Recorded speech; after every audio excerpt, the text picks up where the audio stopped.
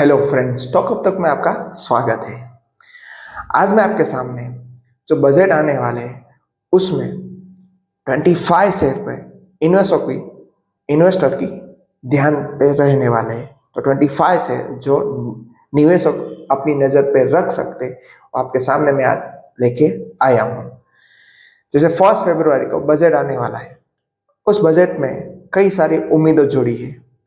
यहाँ से भाई जब ये इकोनॉमिक्स अभी जो ग्रोथ है अभी थोड़ी स्लो हुई, उसमें थोड़ी बढ़ोतरी आई और ऐसा कुछ होगा, ऐसे सब एक्सपेक्टेशन के लेके यहाँ पे आए हैं। सबको मालूम है 1 फरवरी को सीतारमन हमारे फाइनेंस मिनिस्टर 25-26 का बजट पेश करने वाले हैं। यहाँ पे देखे तो ऐसा मानना है कि भाई विकास, इंफ्रास्ट्रक्चर एंड कैपिटल, इन तीनों सेक्टर में बड़ा ध्यान दिया जाएगा, ऐसा मानना है। तो ये तीनों सेक्टर रिलेटेड यहाँ पे 25 ऐसे शेयर है जो बजट के दिन यहाँ पे ध्यान पे रहने वाले, तो हमें अपनी रडार पे रखनी चाहिए। यहाँ पे कोई बाय सेल रिकमेंडेशन नहीं, जो भी लग रहा था, जो भी न्यूज में भी है और जो हमें भी लग रहा है, तो आपके सामने रखे। तो बजट रिलेटेड स्टॉक 25 की हम धीरे धीरे आपके साथ बात करेंगे। स्टॉक में क्या है, क्यों इस स्टॉक को ही चुना, तो सब आपके सामने डिस्कस करने वाले, तो लास्ट तक बने रहना। यहाँ पे देखें तो 1 फरवरी को जो बजट आने वाला है, इस समय ऐसा है कि भाई बजट इस समय में आ रहा है जब ग्लोबल और घरेलू स्तर पर कई आर्थिक चुनौतियां हैं। जैसे आपको मालूम है, जियोपॉलिटिकल प्रॉब्लम है, इकोनॉमिक ग्रोथ स्लो है, रेफा अभी बिकवाली कर रहे हैं, बहुत सारे फैक्टर है। इंडिया का मार्केट महंगा हो गया था ऐसा लग रहा है, इसलिए लोग बाहर इन्वेस्ट कर रहे हैं। इस बीच में बजट के साथ कई सारी उम्मीद जुड़ी है। ये उम्मीद के दरमियान बजट में मैंने पहले बताया, विकास, इंफ्रास्ट्रक्चर और कैपिटल एक्सपेंडिचर का बड़ा योगदान रहने वाला है, ऐसा यहाँ पे एक्सपर्ट मान रहे हैं। यहाँ पे देखें तो बजट के रिलेटेड कई सारे शेयर, कई सारी कंपनियों आपके सामने रखी है, और कौन कौन से सेक्टर, डिफरेंट सेक्टर्स है, ये भी एक बात यहाँ पे अच्छी है। तो हमें यहाँ पे नोट डाउन रखना चाहिए और उस पर वो स्टॉक को हमें अपने पे रखना चाहिए। पहले देखें तो यहाँ कैपेक्स और इंफ्रास्ट्रक्चर की बात करते हैं। तो इन शेयरों में देखें तो कैपेक्स इंफ्रास्ट्रक्चर में, तो यहाँ पे 2 शेयर का जिक्र किया है और मैं भी एग्री हूँ उसके साथ, L&T एंड अल्ट्राटेक सीमेंट। दोनों का ग्रोथ भी बढ़िया है। अल्ट्राटेक सीमेंट और L&T इंफ्रास्ट्रक्चर डेवलप करे, तो दोनों यहाँ पे हेल्पफुल, और दोनों स्टॉक हमें नजर पे रखने चाहिए क्योंकि यहाँ पे कुछ अच्छा हो सकता है। बजट के बाद कैपेक्स और इंफ्रास्ट्रक्चर सेक्टर में नई संभावना देखने को मिल सकती है, इस आर्टिकल में लिखा है, यहाँ भी हम देख सकते हैं। लोक चुनाव और ये सब नतीजों के बाद इस सेक्टर में धीमी ग्रोथ की आशंका जताई गई थी, लेकिन सरकार ने इंफ्रास्ट्रक्चर प्रोजेक्ट पर बड़ा जोर देने की, इसमें सुधार की उम्मीद है। इसकी यहाँ पे गवर्नमेंट पूरी ट्राई करेगी कि इन सब सेक्टर में अच्छा कुछ कर सके। इंफ्रास्ट्रक्चर सेक्टर पे सरकार की कैपिटल एक्सपेंडिचर 10-12% बढ़ोतरी होने की एक्सपेक्टेशन है। यहाँ पे ऐसा माना जाए कि 10-12% एक्सपेंडिचर बढ़ेंगे और ये 2 स्टॉक को यहाँ पे बड़ा मुनाफा हो सकता है। आगे देखें तो L&T के लिए मजबूत ऑर्डर बुक, ये एक बड़ी चीज है। जितनी ऑर्डर बुक ज्यादा होगी, उतने फ्यूचर में ऑर्डर रेवेन्यू तो ज्यादा होगी। रेवेन्यू, सेल्स बढ़ा, प्रॉफिट बढ़ेगा, तो आपको मालूम है लॉन्ग टर्म में अर्निंग का गुलाम होता है शेयर, तो डेफिनेटली प्राइस भी शेयर की बढ़ सकती है और इन्वेस्टर को भी फायदा हो सकता है। और L&T इंफ्रास्ट्रक्चर के लिए सॉलिड है। अल्ट्राटेक सीमेंट तो डेफिनेटली सीमेंट में बेस्ट है। अल्ट्राटेक सीमेंट की बात करें तो यह नेशनल इंफ्रास्ट्रक्चर पाइपलाइन, प्रधानमंत्री गति शक्ति और भारतमाला परियोजना जैसी कई योजनाओं चलते यहाँ पे भी फोकस रह सकता है। ये सब देखो यहाँ पे एक्सपेक्टेशन है, इसीलिए आपके सामने रखा है। इसके अलावा सीमेंट में जो जीएसटी लग रहा है, उसमें जीएसटी की कटौती की प्रस्तावना रखी है। मान लो वो भी मंजूर होगी तो जीएसटी कम होगा तो बिकवाल भी ज्यादा हो सकती है और रेवेन्यू भी ज्यादा जनरेट हो सकते। तो अपना फर्स्ट सेक्टर रहा जो हमने बात की वो है कैपेक्स और इंफ्रास्ट्रक्चर, उससे हमने 2 स्टॉक की बात की। नेक्स्ट हमारा सेक्टर है road and construction. Road and construction में देखिए तो बजट से पहले परिवहन और राजमार्ग मंत्रालय के लिए आउटटर्न 5 to 6% तक बढ़ सकता है। इसके यहाँ पे भी एक्सपेक्टेशन के 5 to 6% बढ़ सकता है। इससे क्या होगा, हाईवे के प्रोजेक्ट में, प्राइवेट इन्वेस्टमेंट में बढ़ावा देगी, बिल्ड ऑपरेट ट्रांसफर होगा, इस सब को प्राथमिकता दी जाएगी। तो इससे दो स्टॉक को यहाँ पे मुनाफा हो सकता है। फर्स्ट स्टॉक है KNR construction and second one है अशोका बिल्डकॉन।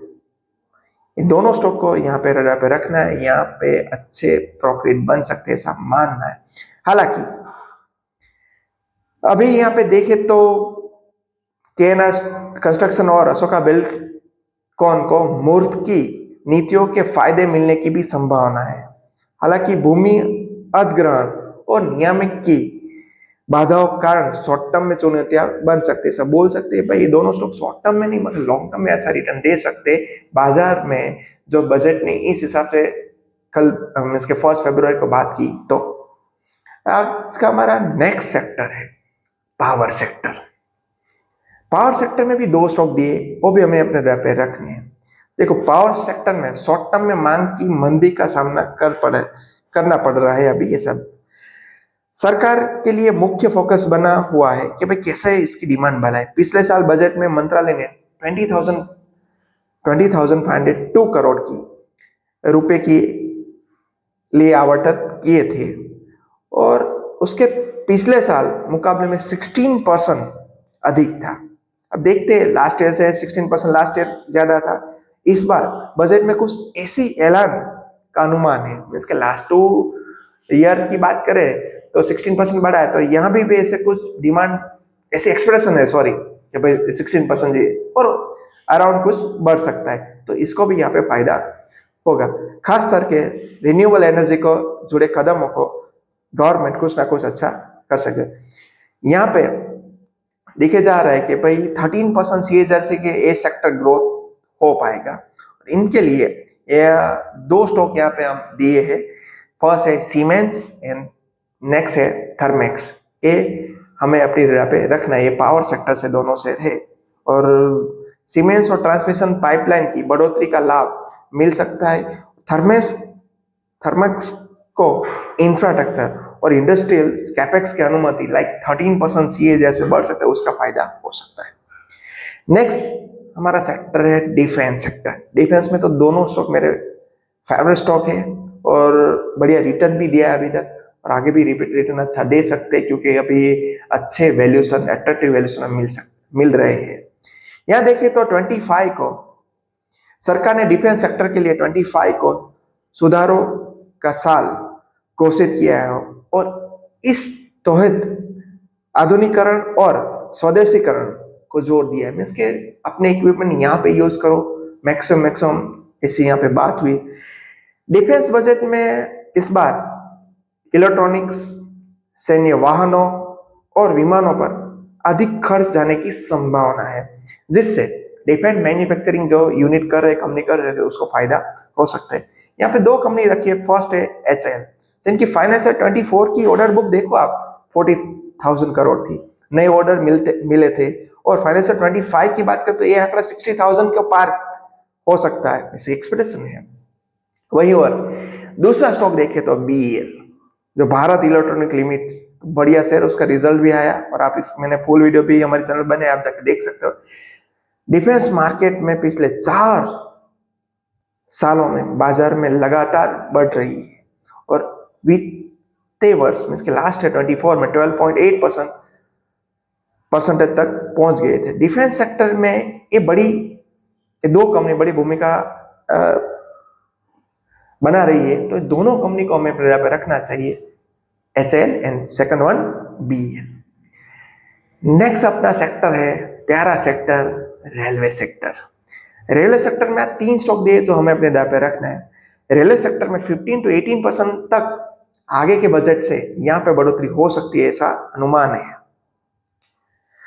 वैसे लास्ट ईयर के 2.62 अभी 3 लाख करोड़ की ऐसी कोई एक्सपेक्टेशन है कि भाई इतनी बजट में इसको एलोकेशन मिलेगी। अब देखते हैं क्या होता है, मगर ये जो भी है बात आपके सामने रखती है। इसमें देखें तो वंदे भारत ट्रेनों के विस्तार और 40,000 बोगियों की अपग्रेडेशन से योजना बनाई गई है। मनी कंट्रोल ने पहले एक रिपोर्ट में बताया था कि 25-26 के लिए रेलवे का, देखो ये आ गया मैंने जो अमाउंट आपके सामने रखे, 2.9 to 3 लाख करोड़ तक बजट में 25 को एक्सप्रेशन है कि भाई यहाँ पे हो सकती हो। और इन सब रिलेटेड रेलवे के 3 स्टॉक यहाँ पे बताए हैं। फर्स्ट है आरबीएनएल, नेक्स्ट है बीईएमएल एंड थर्ड जो सबको फाइनेंस करता है रेलवे को, आईआरएफसी। ये तीनों स्टॉक को बजट के दरमियान हमें अपनी डेटा पे रखना है। नेक्स्ट अपना सेक्टर है, देखो सब सेक्टर में से लिए स्टॉक, कौन कौन से सेक्टर में फायदा होगा और इस हिसाब से सब सेक्टर यहाँ पे रखिए। तो आगे के सेक्टर में जाए उससे पहले अगर आप हमारे चैनल पर नए हो स्टॉक अब तक में, तो हमारे चैनल को सब्सक्राइब करना मत भूलना, क्योंकि ऐसी इंफॉर्मेटिव वीडियो हम आपके सामने लेके आते हैं।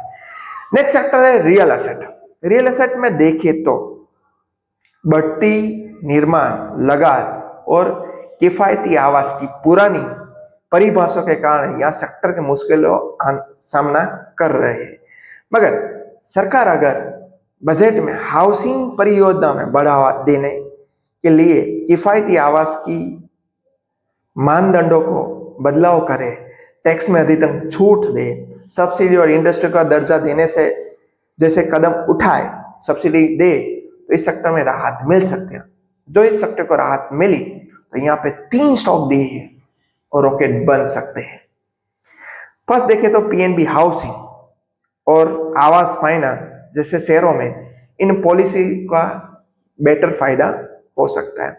इसके अलावा यहाँ पे अनुमान लगाया जा रहा है कि सरकार प्रधानमंत्री आवास योजना, सबको मालूम है पीएमएवाई तहत credit liquid subsidy scheme CLSS को फिर से शुरू कर सकती है।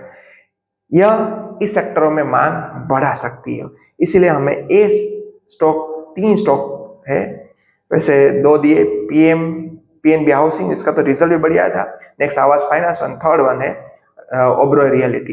ये तीनों स्टॉक को हमें डेटा पे रखना है रियलिटी सेक्टर से।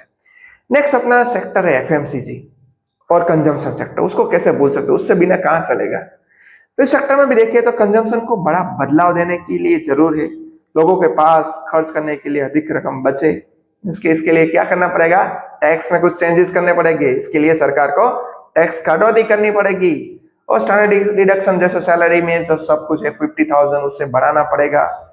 ऐसे सब कदम उठाने पड़ेंगे, तब मिडिल क्लास को फायदा होगा, तब उसके पास आमदनी ज्यादा बचेगी, सेव ज्यादा कर पाएंगे, तो डेफिनेटली वो खर्च कर पाएंगे। यहाँ पे खर्च इतना हो जाता है तो इस हिसाब से टैक्स में चला जाएगा तो खर्च कहाँ से कर पाएगा। तो महंगाई में थोड़ा, वैसे महंगाई नहीं बदल सकते, महंगाई में इस हिसाब से थोड़ी इनकम जो डिस्पोजल इनकम है वो कंज्यूमर के हाथ में ज्यादा है तो लोग डेफिनेटली एक्सपेंड भी करेंगे। और इस हिसाब से देखिए तो 2 स्टॉक में हमने अपने डेटा पे रखने को यहाँ पे बताया है, एचयूएल है और दूसरा है आईटीसी। ये स्टॉक 52 सप्ताह के उच्चतम में 22% और 16% नीचे कारोबार कर रहे हैं। मीन्स के HUL Hindustan union limited 22% below है और आईटीसी 16% अभी 52 से मिल रहा है। अगर बजट में उपभोक्ताओं का ये सब श्योरिटी, उपभोक्ताओं की मांग बढ़ाने के लिए सरकार को योजना की है, टैक्स में कटौती की, तो इन 2 कंपनियों को फायदा मिल सकता है। एंड नेक्स्ट है और लास्ट हमारा सेक्टर है जो यहाँ पे इस स्टॉक को भी फायदा हो सकता है, रिन्यूएबल एनर्जी। रिन्यूएबल एनर्जी की बात करें तो भारत ने 2030 तक 500 गीगावाट रिन्यूएबल एनर्जी का लक्ष्य रखा है। मौजूदा वित्त वर्ष के लिए 8 महीनों में अप्रैल टू नवंबर 24 में देखिए तो भारत में 15% गीगावाट नए सोलर और विंड एनर्जी की क्षमता जोड़ी गई है, जो पिछले साल की अवधि में मुकाबले में यहाँ पे 2 गुना हो गई है। पीएम कुसुम और ग्रीन हाइड्रोजन जैसी योजनाओं सरकार ने बनाए, इन सेक्टर को मजबूत बनाने के लिए रेडी है। इस बीच भारत में सोलर सेक्टर में मजबूत ग्रोथ देखी जा रही है। पीएम सूर्य घर योजना जैसी योजनाओं पर छतों पर सोलर क्षमता बढ़ाने की भी यहाँ पे योजना दी है। तो वैसे देखें तो रिन्यूएबल एनर्जी पे बढ़त हो सकती है और इन हिसाब से यहाँ पे आपके सामने थोड़ी कमी रखी है, हमें रडार पे रखनी। पहले देखें तो वारी एनर्जी की वैसे हमने भी वीडियो भी बनाई, 50% डिस्काउंट मिल रहा था, तब भी बोला था, अभी देखें तो 10 to 15% अभी से बढ़ गया।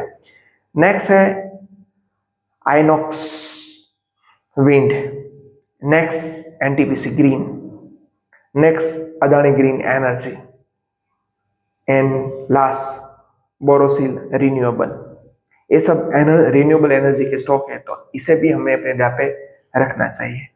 मैं लास्टली आपके सामने ये सब यहाँ पे बजट में दे रहा हूँ, आपके सामने रख रहा हूँ कि भाई जो भी यहाँ पे है बजट में, यहाँ पे जो बात की है बजट रिलेटेड होगी, तो ये सभी सेक्टर को हमें अपनी रडार पे रखना है, क्योंकि ये सब सेक्टर में बजट के दिन ये 25 स्टॉक में यहाँ पे अच्छी बात और अच्छा मुनाफा मिल सकता है, ऐसा यहाँ पे मानना है। तो सभी सेक्टर को हमें अपनी रडार पे रखना है। मैं फिर से एक बार सेक्टर सभी आपके सामने रख देता हूं, आप एक बार देख लेना। तो फर्स्ट हमारा सेक्टर यहाँ पे देखिए तो कैपेक्स और इंफ्रास्ट्रक्चर था।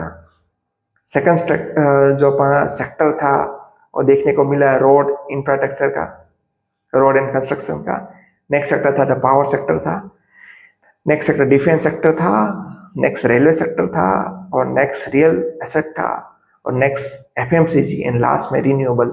ये सब सेक्टर को हमें सब सेक्टर में देखें तो 25 शेयर है जो बजट के दिन हॉट फेवरेट साबित हो सकते हैं। इंफ्रास्ट्रक्चर ये सब को डेवलप करे तो ये सब एक्सपेक्टेशन है।